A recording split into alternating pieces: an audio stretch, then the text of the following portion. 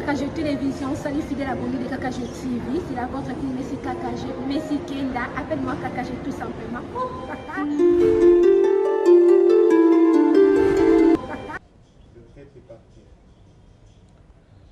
Bon, c'est une enquête qui a été attendue par tout le monde, toute la population congolaise, tous ceux qui s'intéressent à la chose publique, qui s'intéressent à la vie des gens.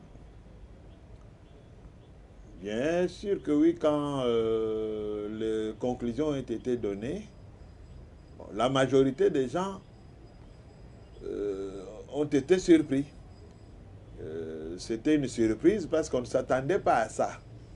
Parce que quand Chéribé Okende est mort,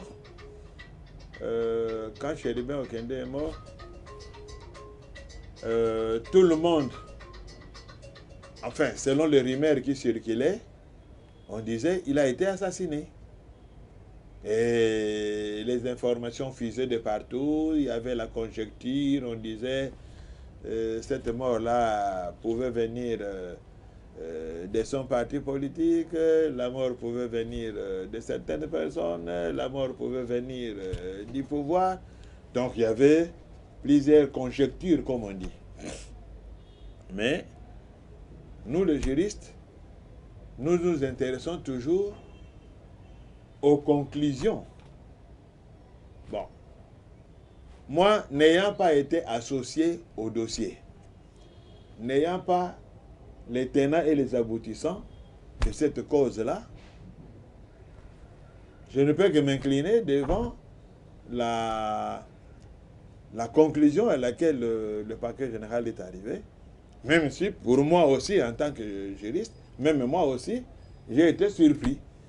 Parce que nous tous, on s'attendait à une conclusion contraire.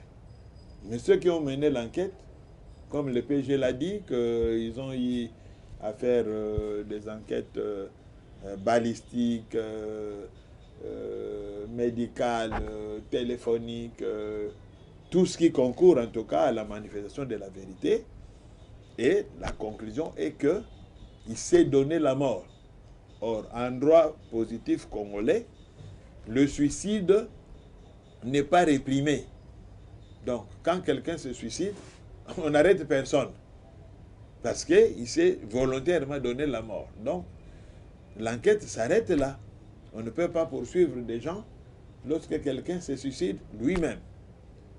Mais au moins, je retiens que le PG a dit que l'enquête va continuer pour qu'on puisse découvrir pourquoi il s'est suicidé.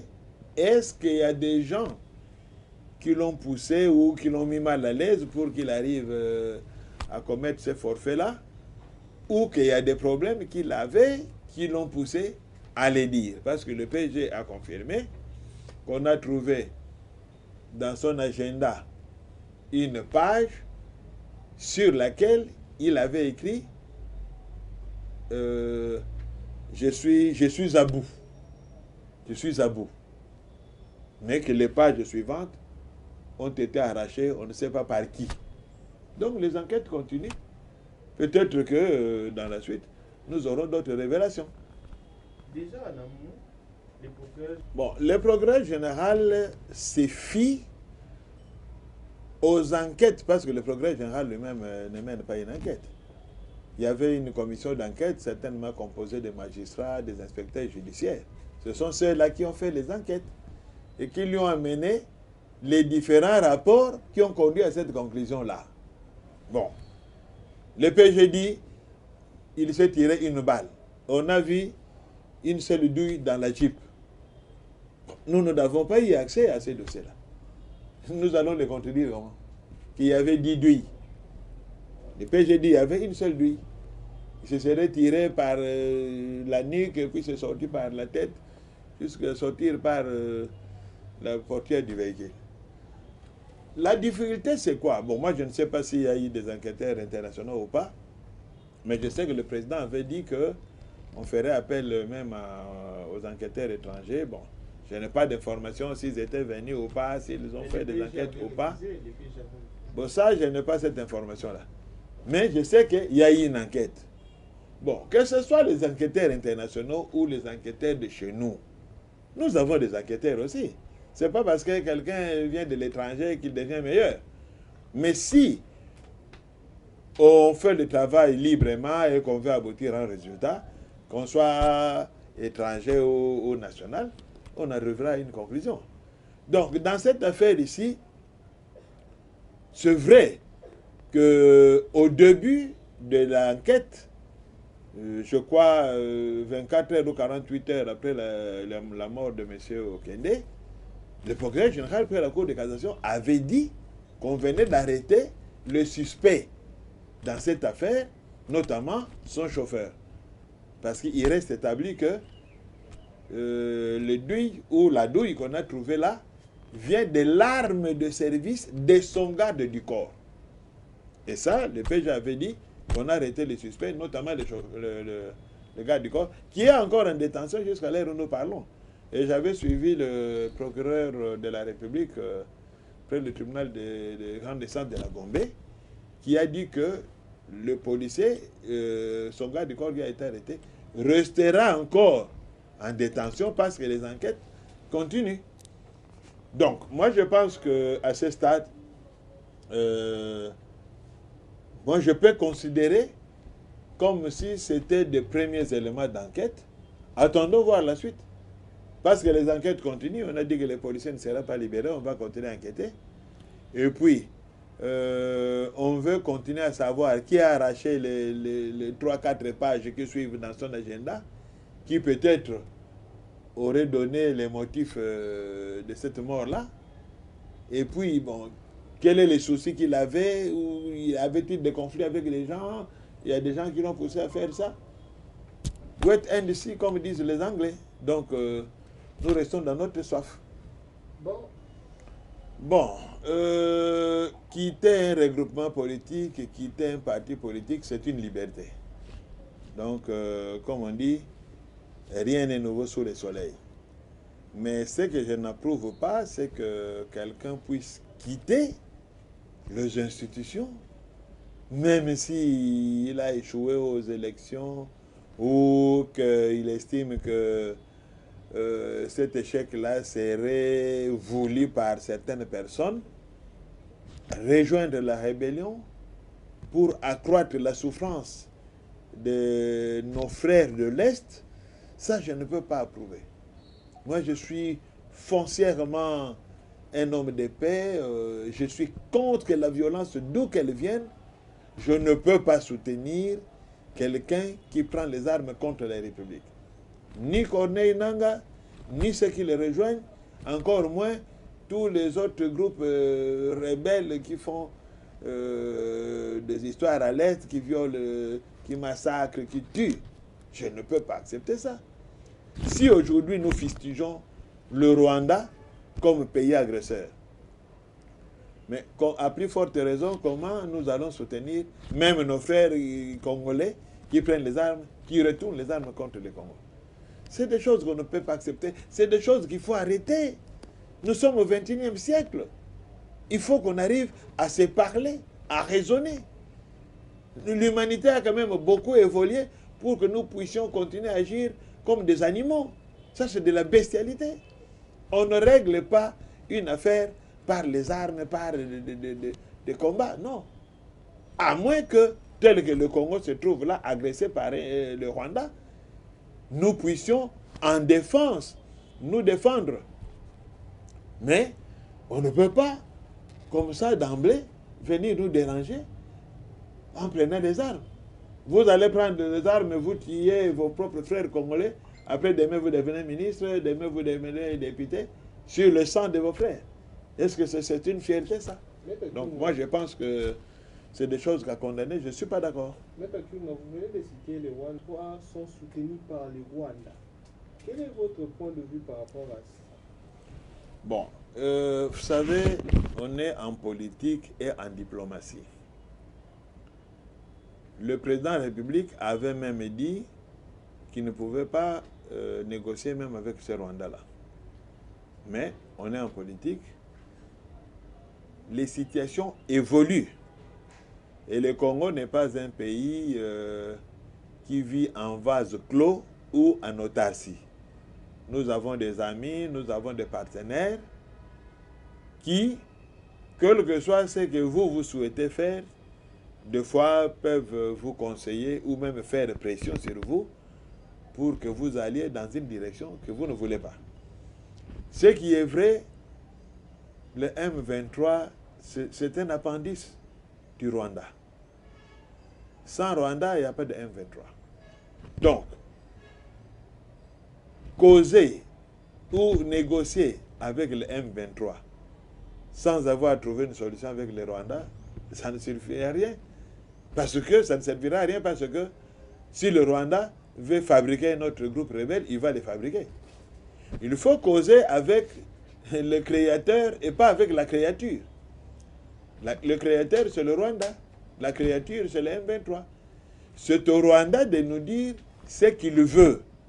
Qu'est-ce qu'il veut du Congo? Qu'est-ce qu'il veut pour qu'il nous foute la paix? Eh bien, c'est tout à fait indiqué que s'il faut négocier, il faut négocier avec le Rwanda qui est le pourvoyeur des hommes, des armes et de l'argent. Parce que même si aujourd'hui on disait qu'il y a des multinationales qui sont derrière, mais si une multinationale, il passe par où? Par le Rwanda. Parce que si le Rwanda ne veut pas servir de base arrière au M23, la guerre s'arrête. Donc, si le président a décidé de causer avec le Rwanda... l'Angola, ça continue toujours les tueries. Oui, les tueries continuent, ça c'est vrai. Et la négociation n'exclut pas la guerre. Vous savez que toutes les guerres du monde, ils finissent toujours par une négociation. Mais pendant qu'on négocie, il n'est pas interdit de se battre. L'Ukraine et la Russie, ils sont en guerre. Mais de temps en temps, ils font des échanges de prisonniers. Comment font-ils les échanges de prisonniers? Donc ils négocient, ils échangent des prisonniers, mais la guerre continue. Israël et les Palestiniens de la bande de Gaza, ils sont en guerre. Mais pendant qu'ils sont en guerre, il y a des négociations, il y a des fois des trêves, il y a des fois échange de prisonniers, il y a des fois Israël permet qu'on puisse ravitailler la bande de Gaza en nourriture. Donc, la guerre ou n'interdit pas la négociation, comme la négociation n'interdit pas la guerre. Nous pouvons négocier avec les Rwandais. Pendant ce temps, notre armée s'occupe à libérer les espaces qu'occupent ces rebelles-là, ainsi que l'armée rwandaise. Ce n'est pas interdit, donc l'un n'exclut pas l'autre. Nous sommes arrivés à la fin de notre entretien. Quel est votre mot de la fin? Le mot de la fin, je demanderai à toute la population congolaise de se liguer comme un seul homme, être derrière notre armée, et je demande aussi aux autorités de créer un climat de paix et de cohésion. J'ai toujours dit que pour faire la guerre contre un pays étranger comme le Rwanda, il faut d'abord une cohésion interne. La cohésion interne commande qu'il y ait la paix de cœur. Il y ait une harmonie en interne. Voilà pourquoi je réitère mes demandes auprès du chef de l'État pour qu'il prenne une mesure de grâce pour libérer tous les prisonniers d'opinion, tous les prisonniers qui ont été poursuivis avec des infractions à caractère politique, qu'ils soient libérés. Cela va apaiser le cœur, ça va apaiser la tension et ça va renforcer la cohésion interne, la cohésion nationale dont nous avons besoin pour faire face à l'agression que subit notre pays. J'en profiterai aussi pour dire au chef de l'État et au gouvernement que en diplomatie, on ne se fait pas de cadeaux. Lorsque j'apprends que des pays comme la Pologne ont ouvertement pris position pour soutenir le Rwanda militairement, des pays comme l'Algérie ont envoyé leur chef d'état-major signer des accords militaires avec le Rwanda, ce qui est leur droit. Le Congo doit prendre des mesures de représailles contre ces pays-là, des mesures de rétorsion. Lorsque l'Union européenne signe avec le Rwanda des accords pour acheter des minerais que le Rwanda n'a pas, le Congo doit réagir énergiquement en prenant des mesures de représailles. Donc, moi je demande au chef de l'État de renvoyer l'ambassadeur de l'Union européenne qui se trouve ici. Je demande au chef de l'État de suspendre nos relations avec la Pologne ainsi qu'avec l'Algérie. C'est comme ça qu'on se fait respecter sur le plan international. Parce que lorsque vous ne savez pas prendre des décisions courageuses contre les pays qui vous sont hostiles, ce pays-là pense que vous avez perdu. Il faut prendre des mesures de rétorsion, des mesures de représailles, coup sur coup. On prend des mesures qui vont contre les intérêts du Congo. Nous réagissons automatiquement sur le plan diplomatique. Nous pouvons même aller à la rupture des relations. Et moi, je demande depuis des mois que nous puissions rompre les relations diplomatiques avec le Rwanda. Je le réitère encore, je ne sais pas pourquoi nous sommes toujours en relation avec ces pays agresseurs. Donc, je demande au président de rompre les relations diplomatiques avec le Rwanda. Nous fermons notre ambassade à Kigali, ils ferment leur ambassade à Kinshasa, chacun reste dans son coin. Même si nous allons négocier tout ça pour retrouver la paix, mais on garde les relations rompues. Parce que renvoyer un ambassadeur ne signifie pas rupture des relations diplomatiques. Et pour ceux qui le savent bien, une ambassade, c'est le premier nid d'espions d'un pays étranger. Alors, je ne peux pas comprendre, nous sommes en guerre, nous avons un nid d'espions ici dans notre pays qui prennent des renseignements et qui envoient dans leur pays. Donc, il faut fermer cette ambassade rwandaise qui se trouve à Kinshasa et on va se faire respecter.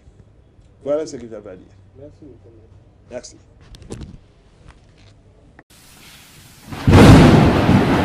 Hello, le KKG Télévision, salut fidèle abonné de KKG TV. C'est la vôtre qui me KKG, Messi Kenda, appelle-moi KKG tout simplement.